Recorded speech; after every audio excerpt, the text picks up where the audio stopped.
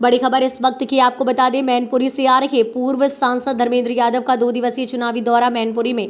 UP से मोदी आए थे और यूपी से ही मोदी जाएंगे। धर्मेंद्र यादव कंगना रनौत की अश्लील फोटो वायरल पर बोले, समाजवादी पार्टी ने महिलाओं की हमेशा सम्मान किया है। रामगोपाल यादव पूरे प्रदेश की राजनीति पर नजर रखते हैं, इसलिए अगर वह बोल रहे हैं तो ठीक है कि 40 सीट जीत रही है सपा।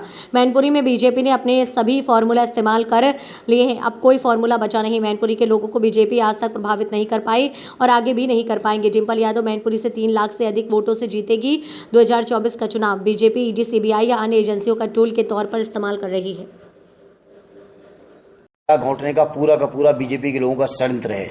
हमारे राष्ट्रीय अध्यक्ष जी ने कई मौकों पे कहा, ईडी, सीबीआई, इनकम टैक्स या जो गवर्नमेंट की एजेंसीज हैं, इन एजेंसीज को टूल के तौर पे इस्तेमाल करके बीजेपी के लोग चुनाव जीतना चाहते हैं। लेकिन जनता हर चीज को देख रही है और हर चीज का जवाब अपने अपने क्षेत्रों में वोट के माध्यम से जनता देगी। पीडीए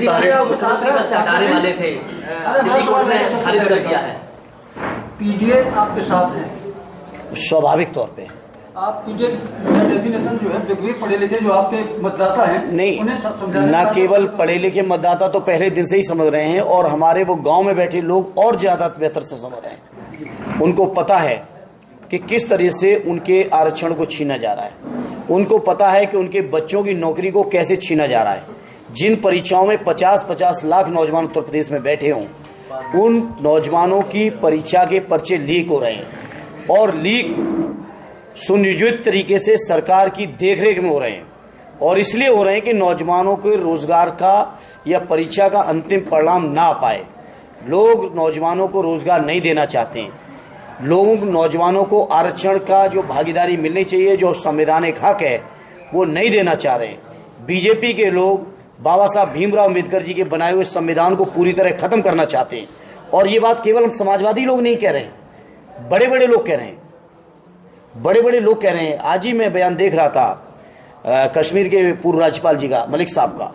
उन्होंने कहा कि लोकतंत्र बचाने का आखिरी चुनाव, इसको सब मिलकर जीत लो और नहीं जीतोगे तो देश में आगे हो सकता है ऐसी परिस्थिति भी आए कि लोगों को वोट डालने का भी हक न बचे। देश में हो सकता है लोकतंत्र भी न बचे।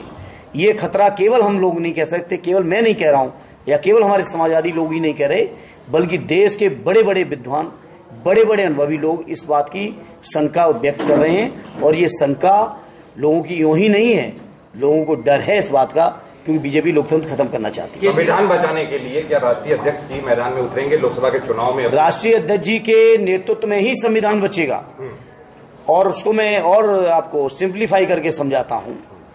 दिल्ली में बिना उत्तर प्रदेश के सरकार किसी की नहीं बन सकती। अभी मोदी जी की भी सरकार है या इससे पहले भी सरकार थी, दोनों चुनाव में उत्तर प्रदेश के लोगों ने उनको एक बड़ा समर्थन दिया, जिसकी वजह से दिल्ली में सरकार बनी है और उत्तर प्रदेश के लोग ही रोकेंगे। और उत्तर प्रदेश में अगर कोई व्यक्ति, कोई चेहरा, कोई लीडर है जो मोदी जी के रथ को रोकेगा तो उस व्यक्ति का नाम है आदरणीय अखिलेश यादव जी। उसके लिए उनको लोकसभा जाना होगा। लोकसभा में स्वाभाविक है, लोकसभा तो उनके लिए बहुत छोटी बात है।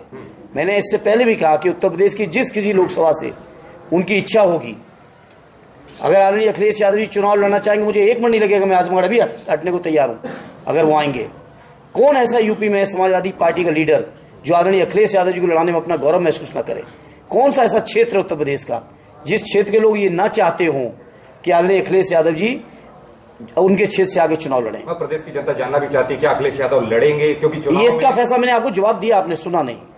आरडी अखिलेश यादव जी और पार्टी की सीनियर लीडरशिप तय करेगी वो लड़ेंगे या नहीं लड़ेंगे, और लड़ेंगे तो किस सीट से लड़ेंगे, इसका फैसला शुद्ध रूप से उनको लेना है।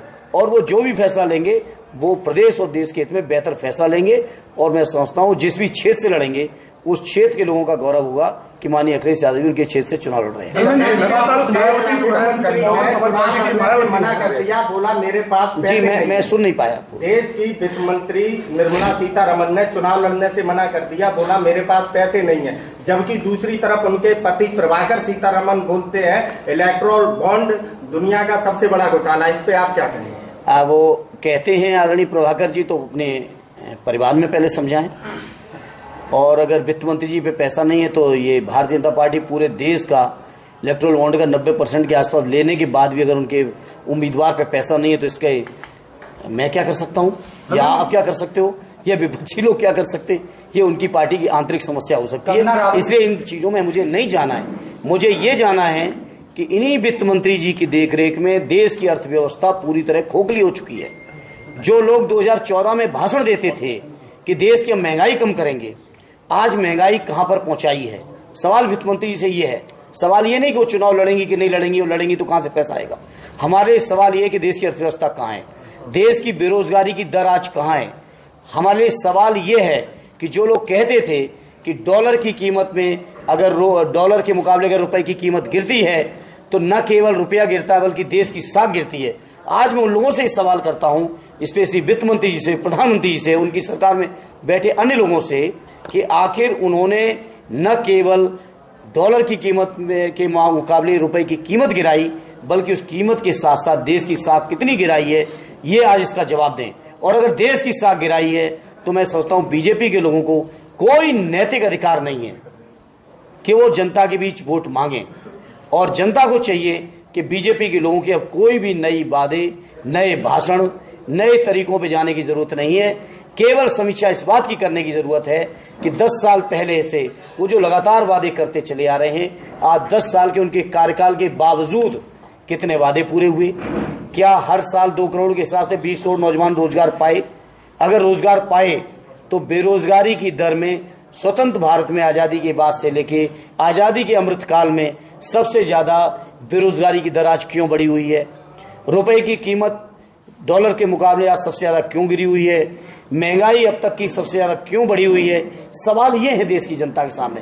क्या पत्रकार मित्रों आप भी बीजेपी की गुगली में ही फंस के दूसरे सवालों में फंस रहे हो? खबर सिर्फ सच की।